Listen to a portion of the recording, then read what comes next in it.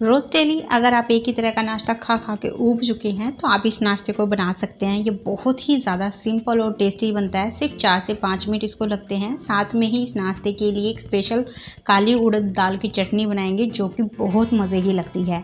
तो उम्मीद रखती हूँ फ्रेंड्स आज की रेसिपी आपको पसंद आएगी। तो चलिए बनाते हैं। तो इस नाश्ते को बनाने से पहले हम इसके लिए काली उड़द दाल की चटनी बनाएंगे जो कि बहुत मज़े की बनती है। तो उसको बनाने के लिए पहले हम पैन के अंदर 1 टेबल स्पून ऑयल को हल्का सा गर्म कर लेंगे। मैंने यहाँ राइस ऑयल लिया है, आप कोई सा भी ऑयल इसमें ले सकते हैं। हल्का सा जब ये तेल गर्म हो जाए तो इसमें डाल देंगे 1 छोटी चम्मच चना दाल, 1 छोटी चम्मच डालेंगे उड़द दाल और 4 छोटी चम्मच डाल देंगे छिलके वाली उड़द की दाल। अब इन सभी दालों को धीमी आंच पे कंटिन्यू चलाते हुए हल्का सा हम भून लेंगे ताकि इनके अंदर की नमी खत्म होकर ये हल्की सी कुरकुरी हो जाए। इससे इनको पीसने में भी आसानी होगी और साथ में खाते समय दालों का कच्चापन भी नहीं लगेगा।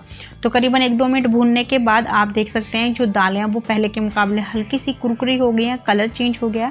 अब इस स्टेज पे इसमें डाल देंगे 8 से 9 लहसुन की कलियां, 5 से 6 साबुत वाली मिर्च। मैंने यहाँ तीखी वाली मिर्ची यूज़ की है और इन्हें आप अपने टेस्ट के हिसाब से यहाँ डाल लें। और आप चाहें तो यहाँ साबुत लाल मिर्च की जगह हरी मिर्ची भी डाल सकते हैं। 1 छोटी चम्मच राई डालेंगे, आधी छोटी चम्मच जीरा और साथ में 6 से 7 करी पत्ता। तो मैंने यहाँ ड्राई करी पत्ता लिया है, आपके पास फ्रेश वाली हो तो वो भी आप ले सकते हैं। बस इन सारी चीज़ों को धीमी आंच पे ही हल्का सा भून लेंगे। जब जीरा और राई सब बढ़िया से भून जाए उसके बाद इसमें डालेंगे 1 बड़े साइज़ का रफली कट किया हुआ प्याज, 2 बड़े साइज़ के रफली कट किए हुए टमाटर और अब इसमें डालेंगे 1 छोटी चम्मच कश्मीरी लाल मिर्च पाउडर। इससे चटनी में कलर बहुत बढ़िया आता है। आप चाहें तो यहाँ साबुत कश्मीरी मिर्च भी डाल सकते हैं और टेस्ट के हिसाब से बस नमक डाल देंगे। अब इन सारी चीज़ों को पहले हम मिक्स कर लेंगे। उसके बाद लो टू मीडियम फ्लेम पे इन्हें अच्छे से पकाएंगे जब तक कि टमाटर वगैरह बढ़िया से कुक नहीं हो जाते। बीच बीच में हल्का फुल्का इनको चलाते ज़रूर रहना है ताकि जो मसाले और प्याज टमाटर हैं वो जले नहीं। आप चाहें तो इसे ढककर भी कुक कर सकते हैं। तो 4-5 मिनट इसे पकाने के बाद आप देख सकते हैं टमाटर वगैरह अच्छे से गल गए हैं, प्याज भी बढ़िया से कुक हो गए हैं और जो दालें वगैरह और हमने और चीज़ें डाली हैं उन्होंने ऑयल को अलग भी कर दिया है। बस अभी स्टेज पे आंच को बंद कर देंगे और इसको हम ठंडा कर लेंगे। अब इसके बाद ये जो मिश्रण है इसको हम डालेंगे जार में और साथ में थोड़ा सा पानी ऐड कर देंगे ज़रूरत के हिसाब से। मैंने करीबन यहाँ 2-3 टेबलस्पून पानी डाला है। बस ढक्कन लगाकर इसे अच्छे से पीस लेंगे। पीसते समय अगर आपको ज़रूरत लगे तो आप थोड़ा सा पानी और इसमें डाल सकते हैं। अब बस ये हमारी जो चटनी है बिल्कुल तैयार हो गई। आप चाहें तो इसको ऐसे भी खा सकते हैं, बहुत मज़े की लगती है ऐसे भी। पर अगर आपको इसका टेस्ट थोड़ा सा और इन्हेंस करना है तो इसके लिए एक स्पेशल तड़का हम लगाएंगे जिससे चटनी और भी ज़्यादा बढ़िया लगेगी। तो उसके लिए हमें 1 टेबलस्पून तेल को गर्म करना है। उसके बाद उसमें डाल देंगे आधी छोटी चम्मच राई, 4 से 5 करी पत्ता और 3 से 4 साबुत लाल मिर्च। मैंने यहाँ तीखी वाली मिर्च ली है, आप यहाँ कश्मीरी मिर्च भी डाल सकते हैं। बस इसको हल्का सा गरम तेल में मिक्स कर लेंगे और उसके बाद ये तड़का डाल देंगे चटनी पर। तो बस मिक्स करने के बाद ये जो चटनी है बिल्कुल तैयार है। आप इसको इडली, डोसा, वड़ा या पराठे के साथ खा सकते हैं, बहुत मज़े की लगती है। तो बस चटनी बिल्कुल तैयार हो गई है, इसको अब हम साइड में रखते हैं। अब इसके बाद हम लेंगे मिक्सी का जार और इसके अंदर डालेंगे 1 कप सूजी। तो सूजी बारीक वाली या मोटी वाली जैसी भी हो आप वो ले सकते हैं। इसको डालने के बाद इसमें जिस कप या कटोरी से आपने सूजी लिया उसी कप या कटोरी से हम 1 कप लेंगे लस्सी, मट्ठा या छाछ, जो भी आपके यहाँ इसे बोलते हैं। इसको डालने के बाद बस अच्छे से पीस लेंगे। पीस का एक बिल्कुल स्मूथ सा इसका बैटर बना लेंगे। बस अब इस बैटर को हम ढककर कम से कम 20 से 25 मिनट के लिए रख देंगे ताकि जो सूजी है वो फूलकर थोड़ी सी सॉफ्ट हो जाए। तो अब जब तक हमने बैटर को रेस्ट पे रखा हुआ है हम इसके लिए एक मिक्सचर बना लेंगे जिससे ये नाश्ता और भी ज़्यादा चटपटा और टेस्टी लगेगा। तो उसके लिए हम पैन के अंदर 1 टेबलस्पून ऑयल को गर्म कर लेंगे। उसके बाद इसमें डालेंगे 1 छोटी चम्मच राई और 2 बारीक कटी हुई हरी मिर्ची। इनको हल्का सा भून लेंगे। उसके बाद डालेंगे 1/4 कप नारियल का बुरादा। आप यहाँ सूखे नारियल को भी यूज़ कर सकते हैं और अगर आप ताज़ा नारियल आपके पास है तो आप वो भी इसमें डाल सकते हैं।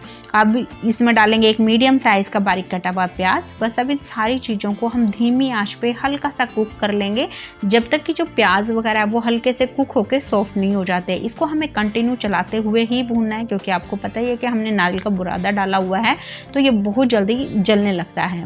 तो करीबन 1-2 मिनट इसको इसको पकाने के बाद जो प्याज है वो हल्के से गुलाबी हो गए, थोड़े से कुक हो गए हैं, बस इससे ज़्यादा इसको हमें पकाने की ज़रूरत नहीं है।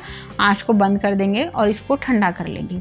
अब जो बैटर हमने रखा था करीबन मैंने यहाँ इसे 25 मिनट के आसपास रख दिया है। बस अब जो ये मिक्सचर हमने रखा हुआ है ये बिल्कुल ठंडा करके हमें इसके अंदर डाल देना है और साथ में ही टेस्ट के हिसाब से इसमें नमक ऐड कर देंगे। अब इन सारी चीज़ों को एक बार अच्छे से मिक्स कर लेंगे और उसके बाद इसे करीबन 2-3 मिनट के लिए अच्छे से फेंटना है ताकि बैटर हल्का हो। इससे जो नाश्ता है वो थोड़ा सा सॉफ्ट और स्पॉन्जी बनकर तैयार होगा। तो करीबन 2-3 मिनट फेंटने के बाद ये जो बैटर है थोड़ा हल्का हो गया है, पर अभी जो इसकी कंसिस्टेंसी है वो मुझे थोड़ी गाढ़ी लग रही है। तो उसको एडजस्ट करने के लिए मैं 2 टेबलस्पून इसमें पानी ऐड कर रही हूँ। बस पानी को डालने के बाद इसको अच्छे से बैटर में हम मिक्स कर लेंगे और मिक्स करने के बाद जो इसकी कंसिस्टेंसी है वो आप देख सकते हैं, ये बिल्कुल गाढ़ी भी नहीं है और पतली भी नहीं है, यानी मीडियम कंसिस्टेंसी का हमें ये बैटर रखना है। अब इस बैटर के अंदर हम 2 पिंच या फिर 1/4 टीस्पून बेकिंग सोडा डाल देंगे। इससे नाश्ता बहुत स्पॉन्जी बनकर तैयार होता है। वैसे आप चाहें तो इसे स्किप भी कर सकते हैं। बस इसको डालने के बाद थोड़ा सा इसको मिक्स कर लेंगे ताकि जो सोडा है वो बैटर के अंदर अच्छे से मिक्स हो जाए। अब बैटर हल्का सा यहाँ पर और फ्लफी भी हो गया है, तो बस अब इससे हमें नाश्ता बनाना है। तो उसके लिए हम लेंगे तड़का पैन और इसमें 1 चम्मच ऑयल डाल के बढ़िया से पूरे पैन में इसे ग्रीस कर लेंगे। अगर आपके पास नॉन स्टिक पैन है तो फिर आपको इसमें 1 चम्मच ऑयल भी डालने की ज़रूरत नहीं है। 1-2 बूंद ऑयल डाल के आप उससे पहले थोड़ा सा ग्रीस कर लें और उसके बाद फिर आप इसमें बैटर डाल सकते हैं। अब चम्मच में इस तरीके से बैटर लेंगे और इसमें डालेंगे। बस अब इसको ढककर धीमी आंच पे 2 से 3 मिनट के लिए पका लेंगे। 3 मिनट के बाद इसके जो किनारे हैं वो हल्के हल्के से ब्राउन नज़र आने लगेंगे। इसका मतलब नीचे से अच्छे से सिक गया है। तो अब इसको हमें पलटना है, पर पलटने से पहले जो ये ऊपर वाली साइड इस पर थोड़ा सा हम घी या ऑयल लगा देंगे ताकि जब इसको हम पलटें तो ये नीचे से जले नहीं। बस अब चम्मच से इसको हम पलट देंगे तो बहुत आराम से ये निकल जाता है, बिल्कुल भी निकालने में दिक्कत नहीं आती है। बस पलटने के बाद अब इसे इसी तरीके से 2-2.5 मिनट के लिए नीचे की तरफ से भी सेक लेंगे। तो बस दूसरी तरफ से भी जब ये अच्छे से सिक जाए तो इसे हम चम्मच से निकाल लेंगे। तो है ना बिल्कुल आसान इसको बनाना। तो बस इसी तरीके से जितना भी बैटर हमारे पास है उसके हम ये बन डोसा बनाकर तैयार कर लेंगे।